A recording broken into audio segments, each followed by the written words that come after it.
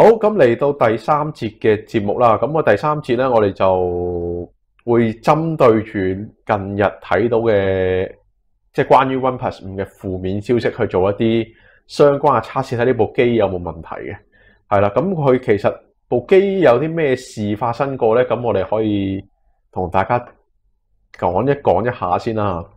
係啦，咁第一件事佢會俾人話嘅嘢咧，就係嗰個跑分出 cheat 啦，疑似係啊，咁佢自己係否認咗嘅，係啦。咁頭先我哋都試過啦，咁佢嗰個 CPU 個速度上咧係會比其他機係高少少嘅。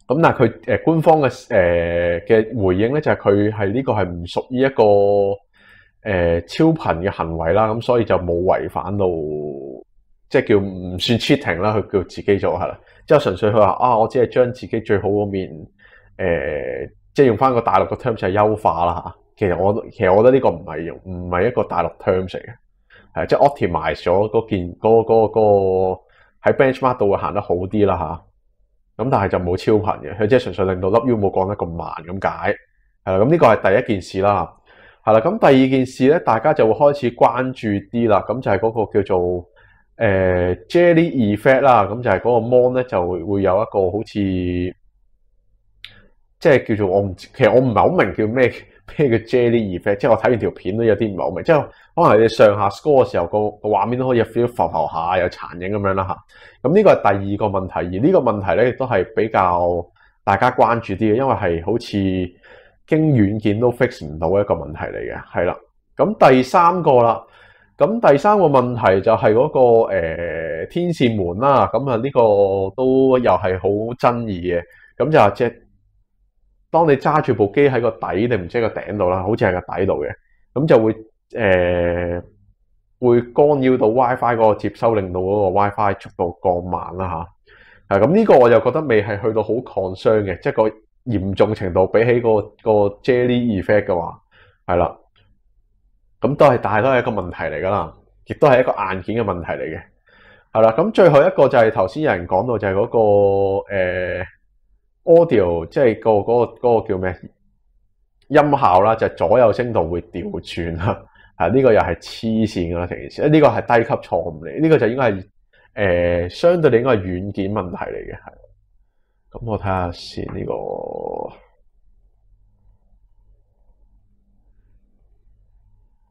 係啦，咁我睇下先佢嗰個 sound effect 係乜嘢嚟嘅先。唔係喎，係 video recorded in landscape mode play video on the wrong channel 喎，即係呢個係錄拍片嗰陣會左右聲道調轉啊，咁乸奇怪呢件事。但我依家應該試唔到呢樣嘢嘅，係啦。Right side is coming on the left side， 係啦，即係錄片嗰陣會左右調轉。呢個可能要聽翻條片先知啦。之後係啦，咁即係基本上係係啦，部機都係唔係買咗好多日啫，咁就基本上就係已經好短時間就發生咗呢幾個問題啦。咁大概4個到啦，係啦，咁又俾人個感覺就有啲粗製濫造啦嚇，即係唔知係咪趕住出貨，好多嘢都冇 check 冇成就亂嚟啦開始。咁但係啲人咧都係仲係搶住買，我都唔知點解。咁我哋就第一件事就試咗個 scoring effect 先啦嚇。係，雖然其實我試唔到嘅，但係將我可能揾條片俾大家睇下嗰個 scoring effect 係乜鬼嘢先。係。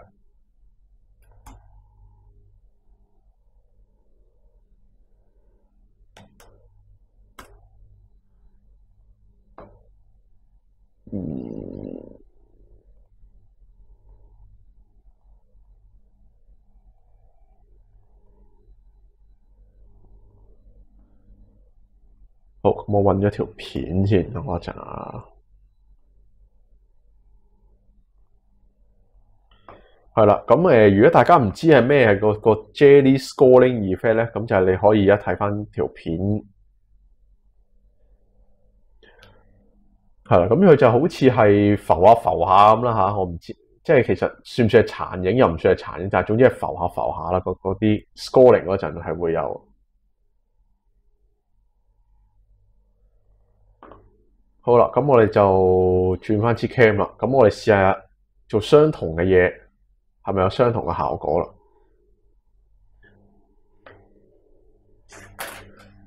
好啦，咁我哋如果要揾翻啲類似嘅嘢先啦，咁我哋最近應該係 Reddit 啦。哇！冧 cam，好啦，搞一搞支 cam 先要。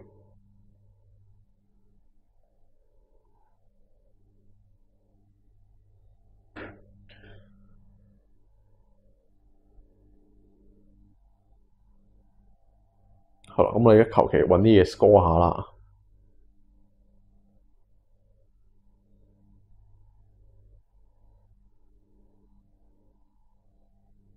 咁我就唔知大家俾啲意見啦。咁佢算唔算係有一個啫喱嘅問題啦？嚇，即係如果我而家要肉眼睇咧，其實咧我係 feel 唔到好乜滯嘅，好認真咁講。但係如果隔住支 cam 睇咧，我就會見到嗰個情況係好似幾明顯。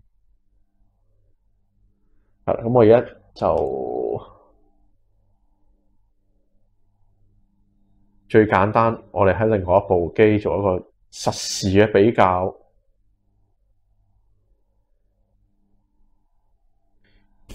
係獨有嘅 effect 嚟，可能係都唔出奇。好啦，咁我哋試下另外一部機都裝埋 Reddit 行一行睇下啦。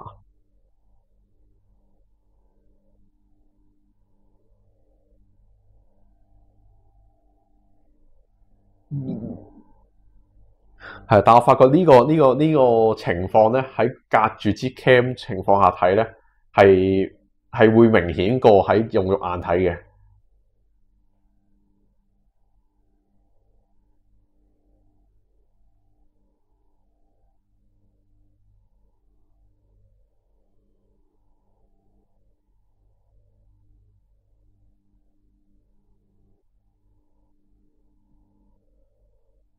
極明顯，OK，係啦，因為我都係冇乜點接觸呢個 scoring effect。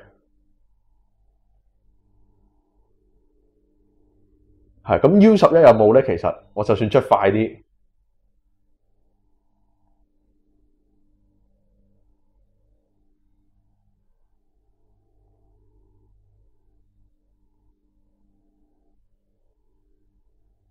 ，OK，係啦，即係原來咁係叫有嘅，OK，係啦，即係如果我但係要喺實時度睇咧，我先至就難分辨到啲嘢。如果冇對比啊，有對比係會 feel 到啲嘅，冇對比其實就未話非常之好覺。但係經住支 cam 睇再對比咧就好乸覺。係即係佢係會褪褪下，會彈彈下咁嘅。OK，係啦，嗰個就叫 scoring jelly scoring effect 啦。OK，係啦，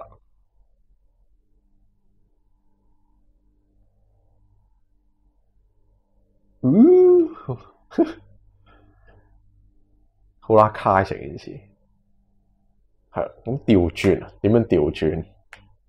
咁樣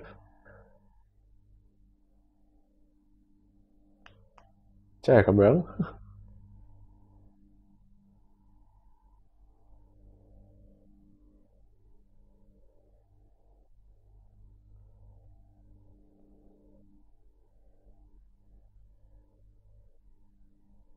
咁我而家就 U11係調轉咗嚟用㗎。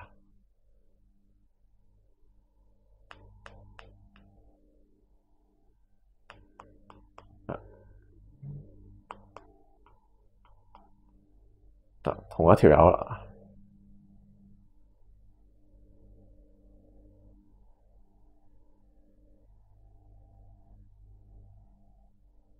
即係有啫喱 mon，應該就有嘅，係啦，因為我都係同大家一齊試嘅依家，係我都冇好多部 OnePlus 一次過喺度試，咁佢係有少少呢個問題啦。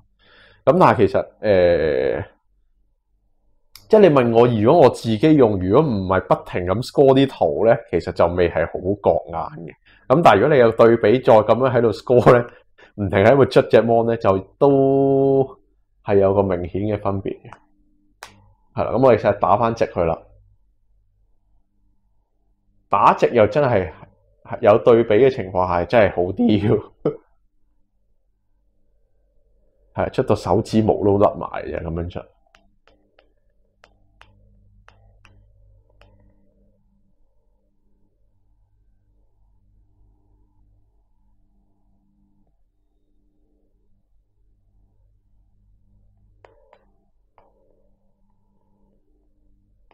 揾翻啲包糖嚟玩下。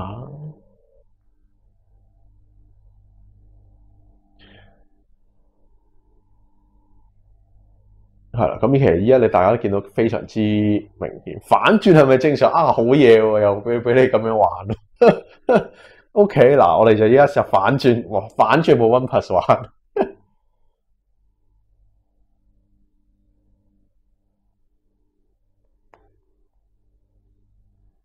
如果反轉，我又好似覺得正常翻好多喎，OnePlus。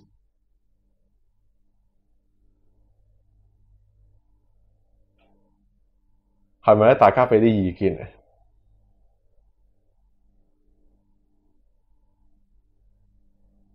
呢個係 OnePlus，呢個 HTC 啊，係反轉玩就真係 feel 唔到喎，一隔住個 mon 睇咯。冇頭先順 mon 嗰陣咁誇，即係正常個位置咁誇張喎。係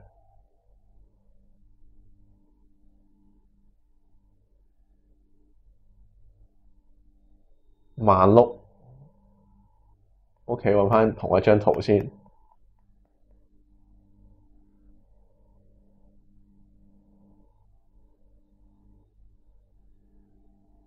好慢碌。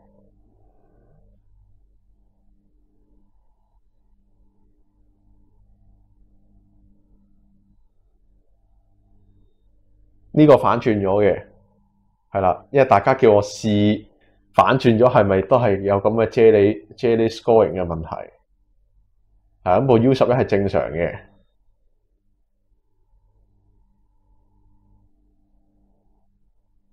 咁我哋試下打翻直佢啦。咁啱入嚟嗰啲人咧，其實我哋而家就試緊針對，即係我哋而家第三節節目嚟嘅，我哋就試下 OnePlus 依家俾人係咁話嘅嗰啲問題啦。我哋而家就試緊嗰個叫啫喱 scoring 嘅問題。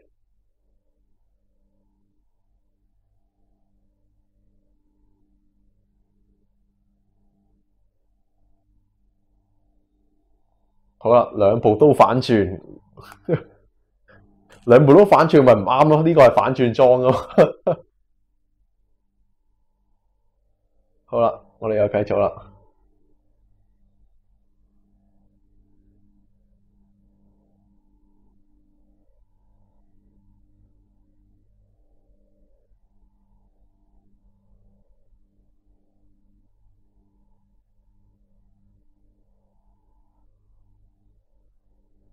嗱，如果我隔住依家自己隔住個 OBS 睇咧，就 OnePlus 嗰個問題就好似正常啲嘅。係啦，咁我唔知大家覺得點啦。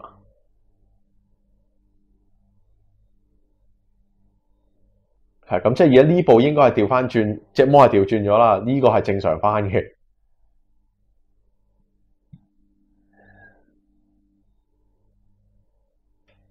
好啦，咁我哋再反翻轉去啦。捽到手都痛埋。Ready。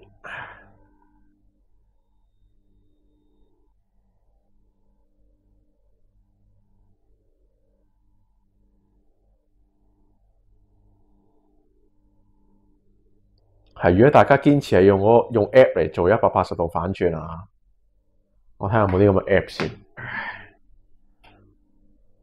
Rotate screen rotate。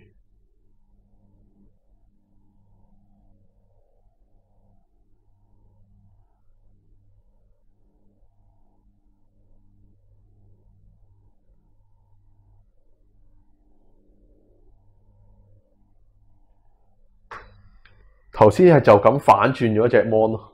係啊，咁我哋試下反轉嗱。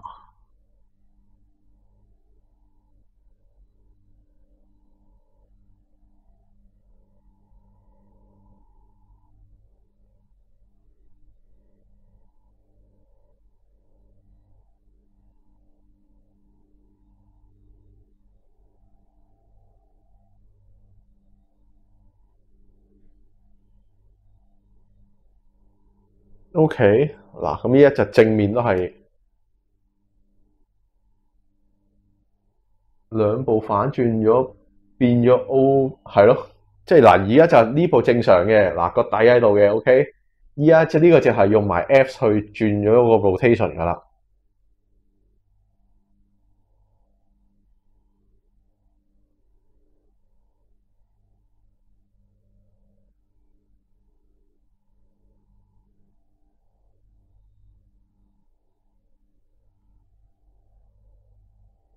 好啦，咁依家就感覺上就好似正常啲嘅。咁我哋試下反轉部 U11用啦，費事開多次 app 嚟裝好煩。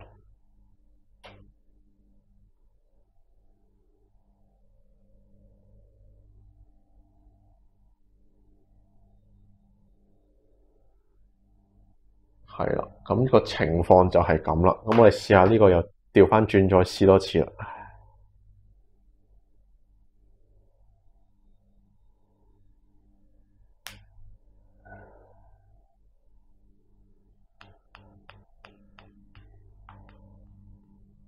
唉，去頭啲，大佬。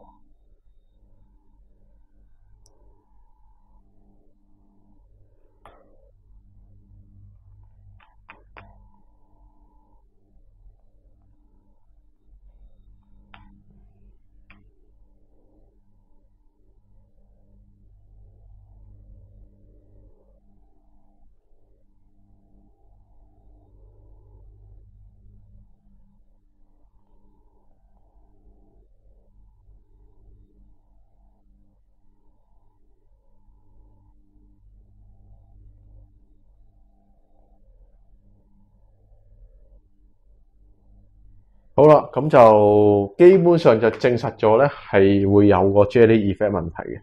咁 even 我呢部係其實 Media Sample 機都係有呢個相同嘅問題啦。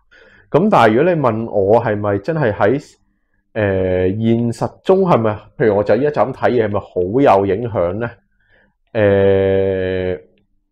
少少嘅，但係唔係話好嚴重。咁但係本身個問題個重點就係佢自己嘅，即係點樣講啊？即係你可以話佢嘅問題啦，而唔係冇理由我就佢咁樣啦嚇。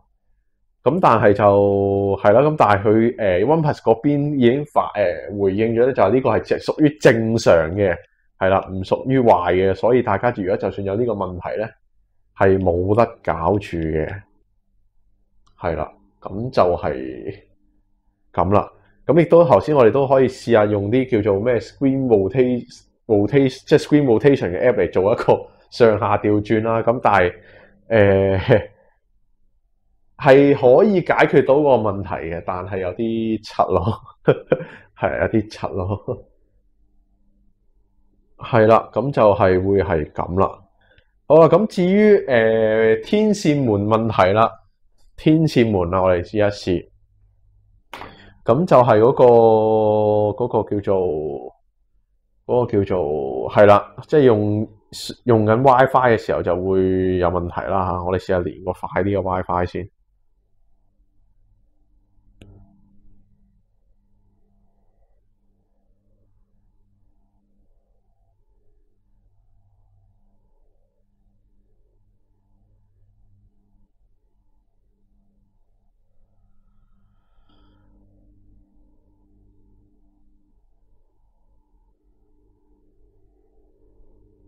天線門係右咩？擋住右上方邊框就會點樣先試？其實冇喎，其實你如果你一即刻想試，其實就開住個 speed test 睇下佢會唔會即刻跌 watt 嘅啫喎。好啦，我哋試下開住個 speed test 啦。但係因為其實我呢個本身係收得唔係話非常之好嘅嗰個 WiFi。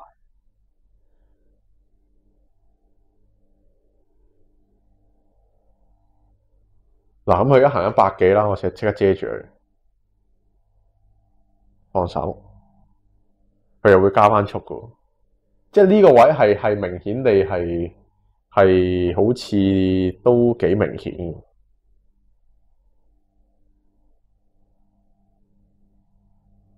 係啦，咁有人話可以用呢個 WiFi Analyzer，咁我試下 download 呢嚿嘢啦。換咗個 router 佢啦，係公司啲 router 唔到我換噶嘛，我啲小職員係啦，小職員啊，好啦，WiFi Analyzer，好啦，係邊一個咧？呢一個，我試下 download 晒嗰幾個落嚟先。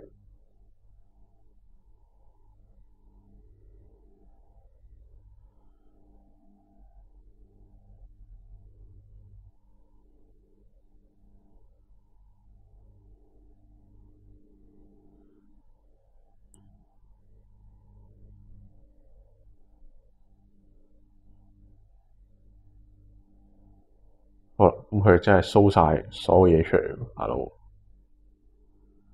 點搞啊？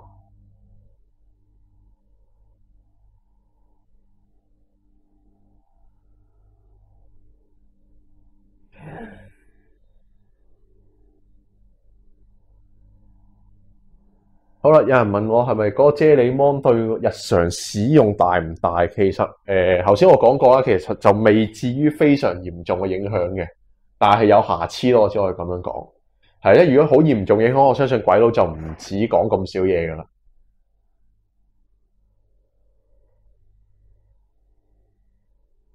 係有冇人話我知呢嚿嘢可以點用嘅咧？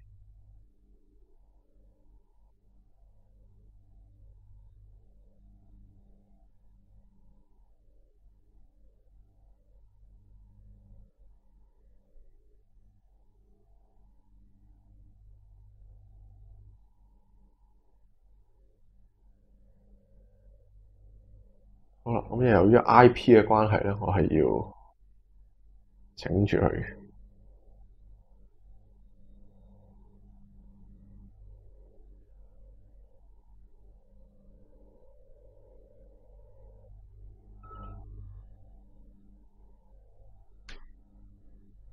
頭先嗰個 app 咧，邊個 app？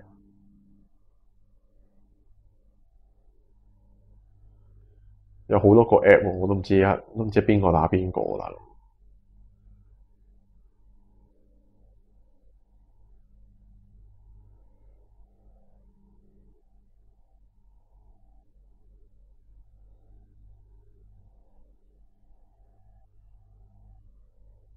哇！佢好多 IP 又成。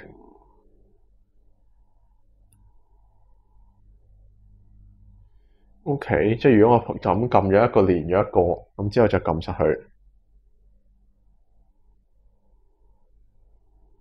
嗱，佢又冇喐過喎。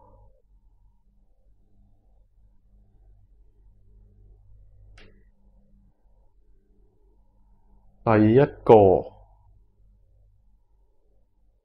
好啦，我絕對唔係一個 network 高手嚟嘅，所以要大家研究下啦。即係呢一個啦，第一個。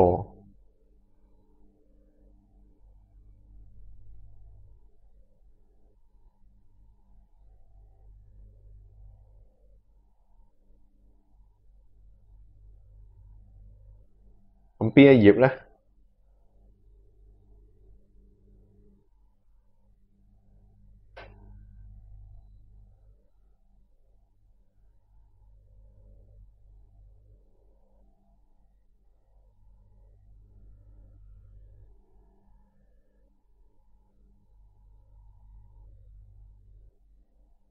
佢都係-80，之後冇喐過喎。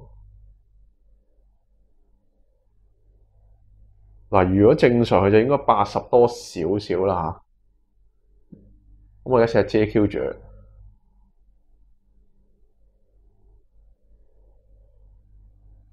咁好似係即刻 drop 咗少少嘅。咁我試下又放翻開去啦。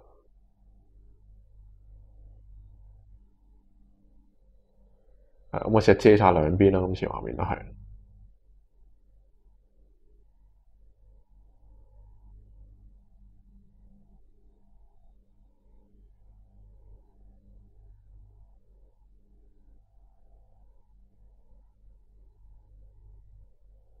好似就係有嘅，但係就我唔知算唔算好嚴重啊。即係總之佢依家如果假設用呢個標嘅話，就好似係有啲分別，有啲影響咁啦。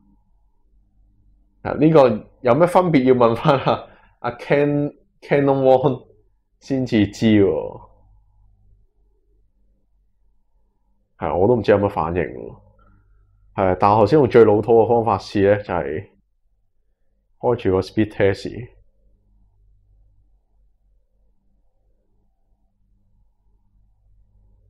就佢一行咗30幾40幾啦。咁我大個 JQ 住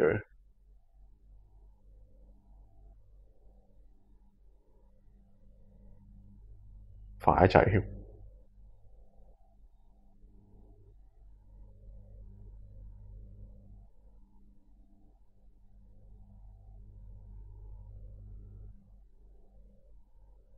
呢個都幾難笑咯，我覺得。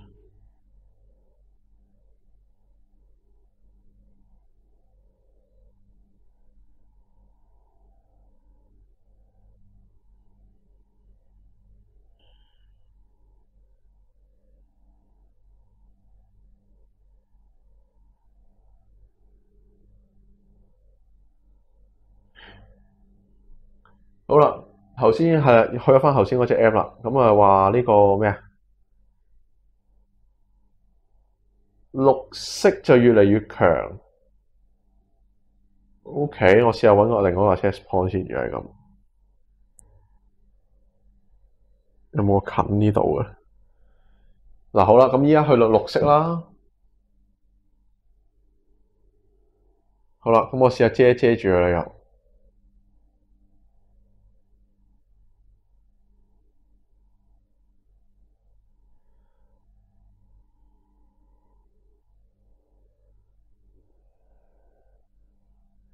好啦，第一次試係冇分別啦，佢都係停留喺呢個位嘅啫，冇喐過。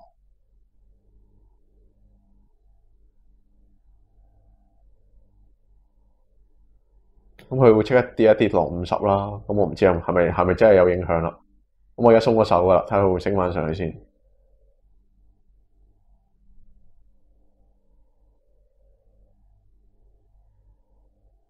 佢就係喐咗一下咯。好啦，咁佢而家又停留咗50，咁我又試下啫。嗱，佢最高嗰陣咧就會係50第二格啦。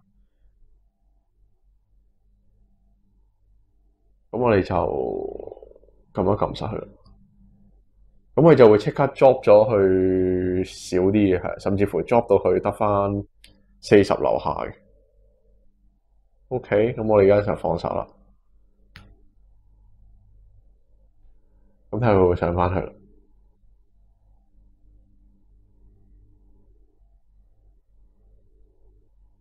咁佢又會即刻上翻少少嘅，係啦。咁就係咁嘅嘢。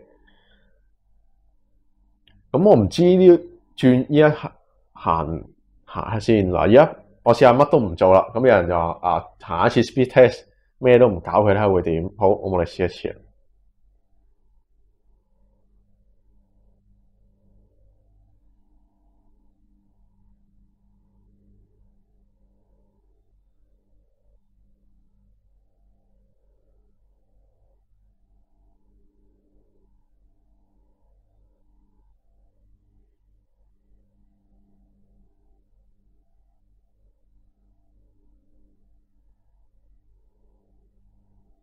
好啦，咁啊大概得嗰36同63啦。咁我試一試JQ 住佢，再試。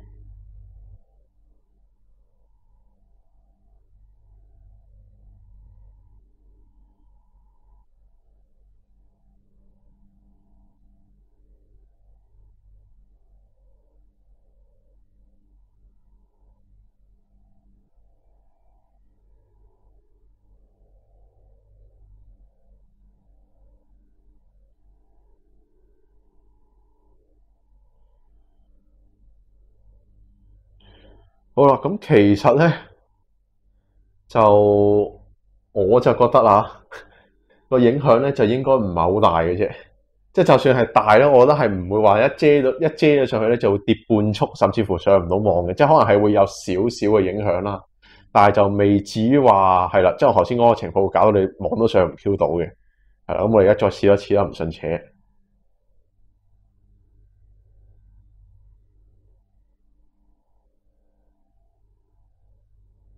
係仲快過頭先添，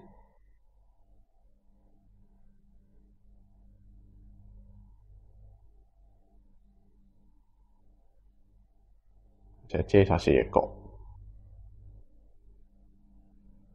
因為我而家本身呢個 WiFi 都唔係話非常之強嘅，所以就係啦。今次我再試多次遮晒四隻角，睇下佢會唔識喐嘅先。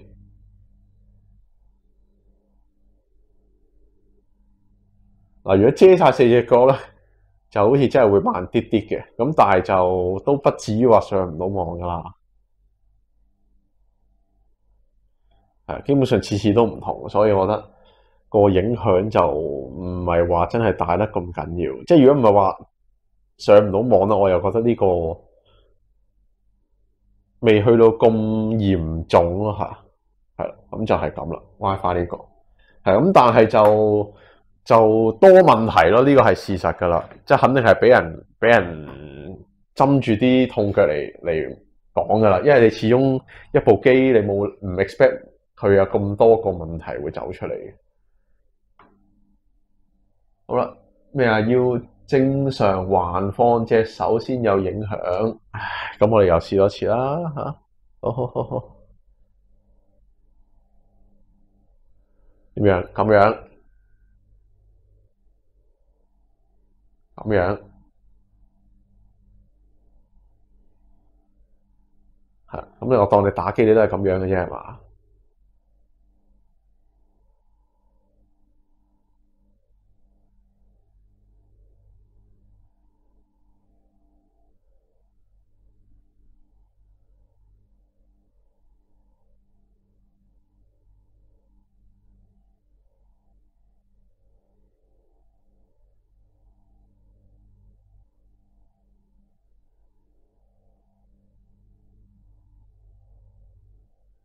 如果咁樣試咧，就真係好似好慢咯，慢咗我呢次呢個 test upload 個 part 慢咗三分二差唔多。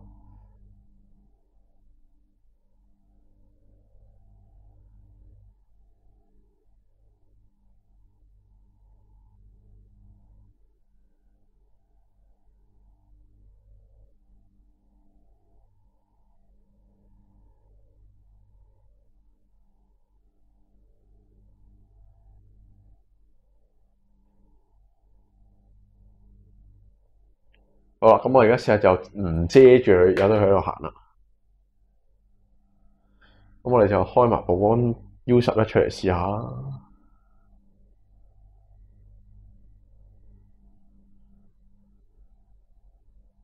如果咁樣依家個測試做一個比較咧，就好大分別啦。佢而家行70 Mbps 黐咗線，咁即係個天使門嘅影響其實係慢一半，起碼慢一半。好啦，咁就係尾二嗰兩個對比啦，30幾、20幾，兩個70幾。咁我試下再唔遮住行多次啦。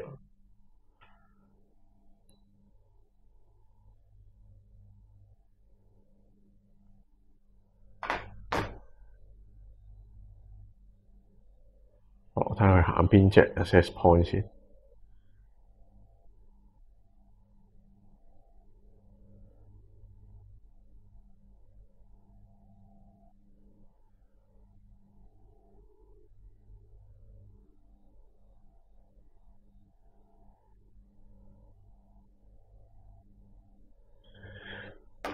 好啦，咁我哋又試下咁樣啦。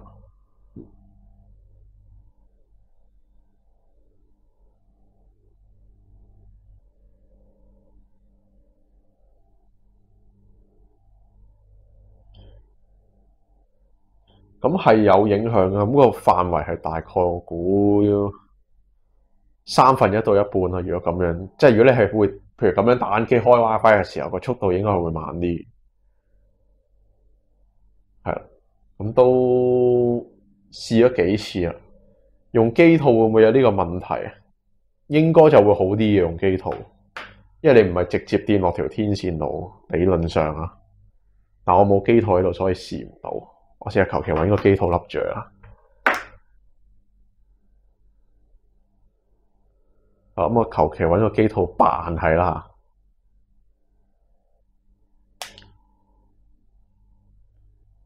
喂，做乜 reboot 嘅大佬？咁實追。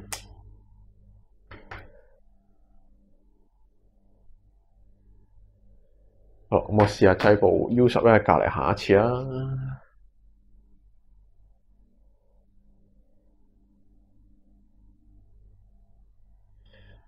咁佢又未至於上唔到網，咁其實你係正常係 feel 唔到乜嘢嘅。咁但係如果你係真係要度速度嘅話，就係會有個分別喺度咯。即係其實同你行安兔兔一樣啫嘛。即係你14萬同16萬分，其實你未必 feel 到分別嘅。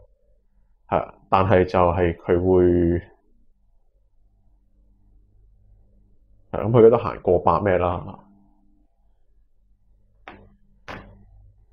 喂，部 OnePlus 做乜係咁自動 reboot 咧，大佬？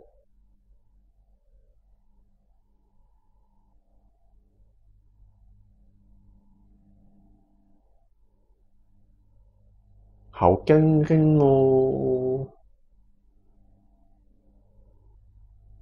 係咁，但係我部唔係 Plus 嚟嘅，所以係唔會 fit 嘅。好啦，咁我哋又再試多一次。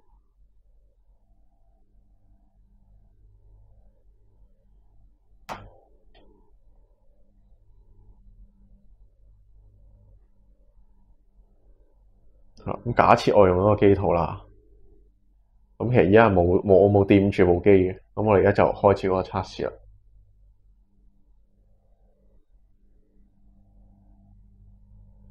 咁理論上咧，唔用機套咧係應該冇問題，即係用咗機套係應該排除咗呢個問題嘅。係啦，即係只要你唔係直接掂住嗰幾條天線嘅話，仲要去到84咩添，好乸快。係啦，咁我哋又試下揸住部機多一次啦。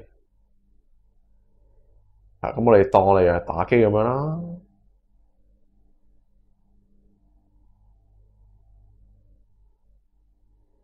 好啦，咁速度咧係會得返30幾嘅。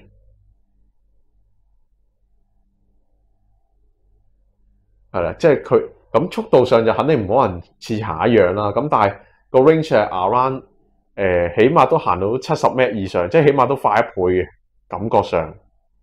係次次一樣我就做唔到啦。但係睇翻個結果就係唔行同行嗰啲都起碼爭一個 W 嘅。即係如果你遮住嗰啲咧，係 around 都係行30幾嘅啫，40嘅啫。咁但係如果唔遮住嗰啲咧，起碼都行70嘅個 download 數。係啦，咁所以咧，天使門咧係有嘅，個啫喱屏咧都係有嘅，咁就係啦，咁啊變咗大家買呢部機咧，就要睇一睇嗰個，真係要覺得嗰啲問題同你切身有冇好嚴重嘅影響啦。咁就剩翻一個係咩咧？嗰個左右聲道其實一試唔到嘅左右聲道。係頭先錄嗰啲片，我唔知係有冇關係嘅，睇下先。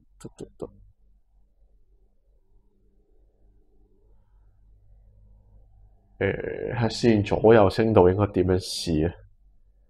佢仲有 recording 嗰陣，我又冇一個紙巾盒。好啦，咁我試下嘗試扮有聲道去拍條片啊。好，咁我反轉咗佢就咁錄嘢。最老土嘅方法。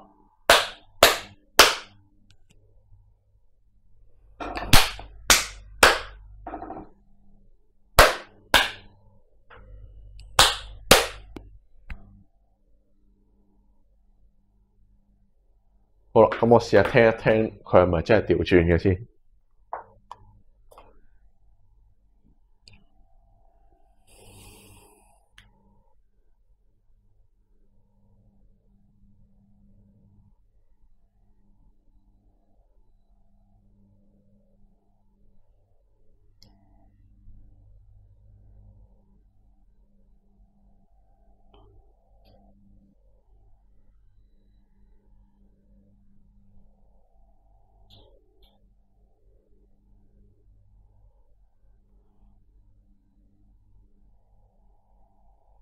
復聽多次先。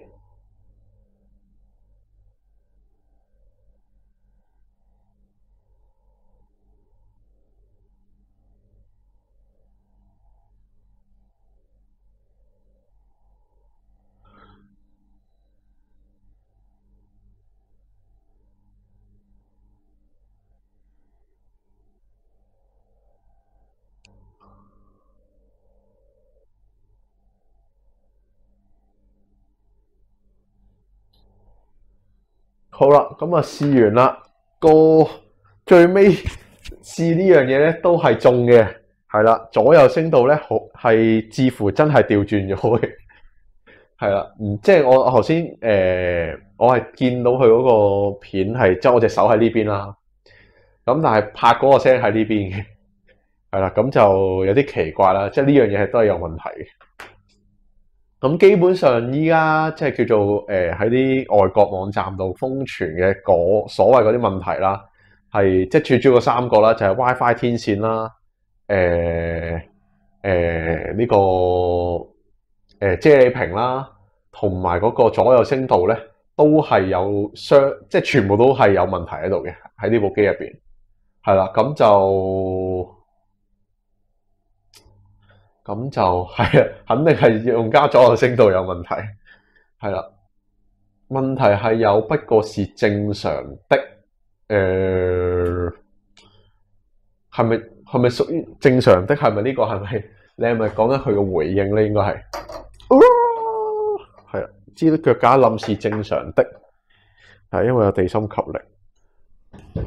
好啦，咁就係啦，咁啊，基本上要試嘅嘢都試勻晒啦，咁就係咁基本上咧，我都講個簡單嘅總結啦吓，係啦，咁就係佢如果大家要買即係睇得中 OnePlus 嘅主要原因啦，咁就係因為佢個價錢同個 spec 啦吓，係啦，價錢同個 spec 啦，咁尤其是8GB 128，即係尤其8GB RAM 啦，128其實就唔係有幾巴閉，8GB RAM 啦，就係基本上係暫時係得 OnePlus 係做到嘅啫，咁 even 就算可能係 Samsung 啊或者U11咧，都係做唔到嘅，係啦。咁所以就係你揀佢嘅主要原因係因為個 spec 嘅啫。相機你會唔會因為佢而揀？我就覺得未必好，唔係一個好重要嘅環節啦吓。係啦，最主要係睇個 spec，尤其是係個8GB RAM。咁但係都頭先反映翻就係頭先嗰啲講嗰幾個問題就係即係 WiFi 天線啊，錄片嗰時候嘅左右聲道啊，同埋嗰個啫喱屏咧都係存在嘅，係啦。咁就所以你話，但係呢三樣嘢加埋係咪好嚴重影響你嘅使用體驗咧？我覺得啫喱屏係會相對地嚴重啲嘅。咁其餘嗰兩個就我覺得係都應該可以用 OTA software fix 到啩，係啦。咁但係啫喱屏我就覺得佢應該未必搞到啦。係漏一樣嘢，就係續航力啦。咁其實咧呢部機我已經係行咗個 PC Mark 個 test 噶啦，係好醒目地之前已經行咗。咁佢嗰個續航力咧，睇下先，撳翻個 result 出嚟先。應該其他機都有 result。佢今次係 show 個錯出嚟嘅，頂你個肺！睇下先，相。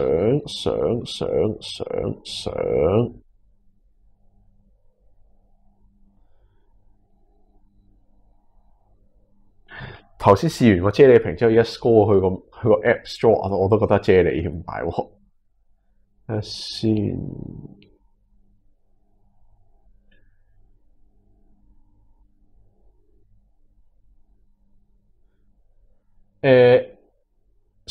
如果 Samsung 機好似 S6 開始就已經係 UFS 噶啦，不過佢應該2.0咯。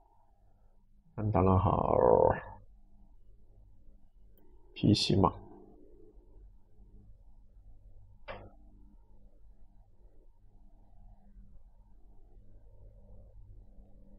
佢又 show 翻個錯分出嚟嘅。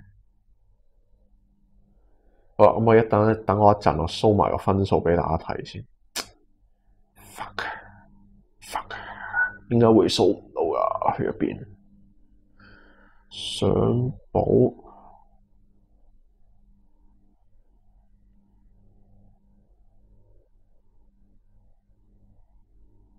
好啦，咁我就 cap 咗圖嘅，我俾翻大家睇啦。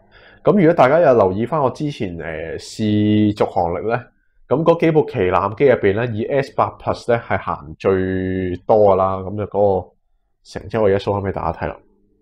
咁 S8 Plus 嗰時就行9分28，9個鐘頭28分鐘嘅，係啦。咁 OnePlus 咧喺相同嘅屏幕光度之下咧，係行9個鐘頭14分鐘嘅，咁比呢個 OnePlus 比呢個 Samsung 啊少啲啲。咁但係個成績上面咧，都已經喺呢個X7 Premium 同埋 U11之上嘅，係啦。咁呢個就係佢個續航力嗰個表現啦。咁其實算高嘅，係啦。咁呢啲分數而家全部都係喺一個相同嘅背光亮度睇一下進行嘅，係啦。咁就用到9個鐘度啦。咁個電量都算勁噶啦。如果以旗艦即係同 grade 嘅機嚟講，咁好啦，咁就係咁咯。咁今日就基本上要玩嘅玩咗，要試嘅試咗，要知佢有問題嘅知佢有問題咗，咁就係啦。咁多謝今日大家收睇啦。咁今日直播係咁多啦。